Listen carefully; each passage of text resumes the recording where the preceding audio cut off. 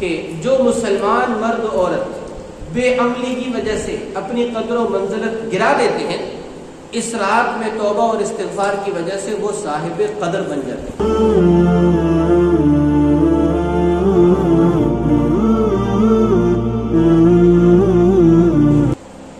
پورے سال کا خلاصہ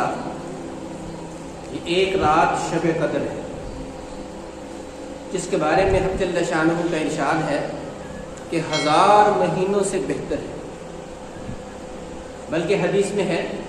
کہ ان العمل فی تلک اللیلۃ والصدقۃ والصلاۃ والزکاۃ افضل من 1000 شہر او کما قال،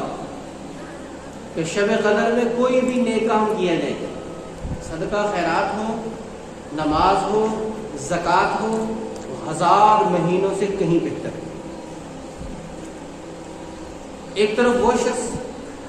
جو 1000 مہینے تک مسلسل صدقہ خیرات کرتا رہا، یا نماز پڑھتا رہا، یا زکوٰۃ ادا کرتا رہا، اور دوسری طرف وہ خوش نصیب جس نے ان میں سے کوئی نیک کام ایک شب قدر میں کر لیا۔ تو شب قدر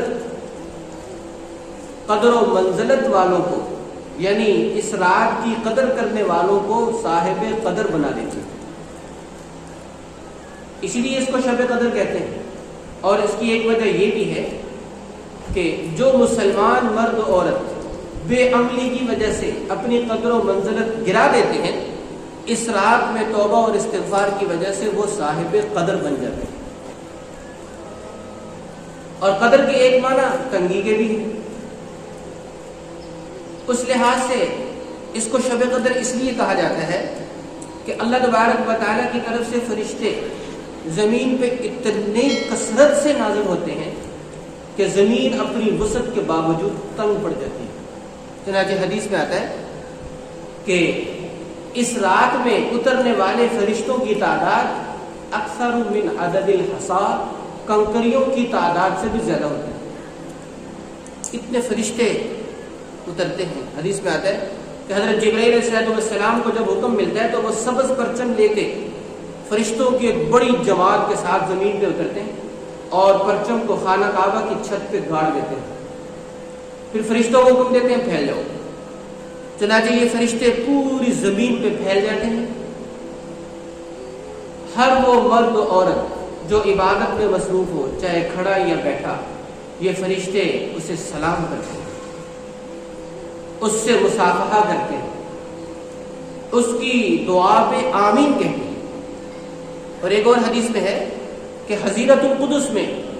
خاص فرشتے ہیں روحانیون، شب قدر میں وہ اترنے کی اجازت مانگتے ہیں اور انہیں بھی اجازت ملتی ہے تو وہ عبادت میں مصروف مرد و عورت کے حق میں دعائے خیر اور دعائے رحمت کرتے ہیں۔ حدیث میں آتا ہے کہ یہ سلسلہ برکتوں، رحمتوں اور انوارات سے نزول کا جو غروب آفتاب سے شروع ہوتا ہے اور سحری تک رہتا ہے، تو سحری کے وقت جب فرشتوں کی واپسی کا اعلان ہوتا ہے تو فرشتے حضرت جبرائیل سے سوال کرتے ہیں کہ اللہ تبارک و تعالیٰ نے امت محمدیہ کے مردوں عورتوں کے بارے میں کیا فیصلہ کیا؟ تو حضرت جبرائیل بتاتے ہیں کہ اللہ نے ان پہ نگاہ کرم ڈالی اور سب کو معاف کر دیا سوائے 4 بد نصیبوں کی بخشش نہیں ہے۔ جب صحابہ نے یہ بات سنی تو تڑپ کے سوال کیا کہ یا رسول اللہ وہ کون لوگ ہیں جن کی اس رات میں بھی بخشش نہیں؟ آپ نے فرمایا مدمن خمر، شراب کا عادی اس رات میں بھی بخشش سے محروم ہے۔ دوسرے نمبر پر عاق لوالدی، اپنے والدین کا نافرمان اس رات میں بخشش کے پروانے سے محروم ہے۔ قاطع رحم، قطع رحمی کرنے والا، رشتہ داروں کے حقوق پامال کرنے والا، وہ اس رات میں پروانہ بخشش سے محروم رہتا ہے۔ اور چوتھے نمبر پر مشاہن، جس کے دل میں کسی مسلمان کا کینہ ہے، چاہے وہ رشتہ دار نہیں بھی ہے پھر بھی اس کا کینہ اور بغض اور حسد ہے اس کے سینے میں، تو اس کی اس رات میں بخشش نہیں۔ تو اس لیے اب ہمیں خود فیصلہ کرنا ہے کہ شراب رکھنی ہے یا بخشش لینی ہے، والدین کی نافرمانی لینی ہے یا بخشش لینی ہے، رشتہ داروں کی ساتھ قطع رحمی رکھنی ہے یا بخشش لینی ہے، اور اپنے سینے میں کدورتیں نفرتیں پالنی ہیں، یا بخشش نہیں ہے۔ میرے خیال میں اگر تھوڑی سی بھی فکر آخرت ہے تو ہر مسلمان یہ چاہے گا کہ مجھے تو بخشش عزیز ہے، مجھے یہ چیزیں نہیں چاہیے، وہ فوراً توبہ کرے گا۔ لیکن اس مادہ پرستی کی دنیا میں، اس اندھیر نگری کی دنیا میں، اس حرص و ہوس کی دنیا میں، اس فتنہ اور فساد سے بھری دنیا میں ایسے مسلمان بھی ہیں جو نماز بھی پڑھتے ہیں، تہجد بھی پڑھتے ہیں، تہجد کے مسائل بھی پوچھتے ہیں، پاکی ناپاکی کے مسائل بھی پوچھتے ہیں، لیکن وہ صلہ رحمی کے لیے تیار نہیں، قطع رحمی سے معافی مانگنے کے لیے تیار نہیں ہے۔ چنانچہ خود میرا واسطہ ایک ایسے شخص سے پڑا جو اپنے بھائی کے ساتھ قطع تعلقی کی زندگی بسر کر رہا ہے، تو جب اسے یہ کہا کہ آخرت میں بخشش نہیں ہوگی تو کہنے لگا تو یہ دیکھی جائے گی جب آخرت آئے گی، دنیا میں تو پورے اترنا چاہیے، انا للہ و انا الیہ راجعون، دنیا میں پورے اترنا چاہیے، یہاں ناک نہ کٹے۔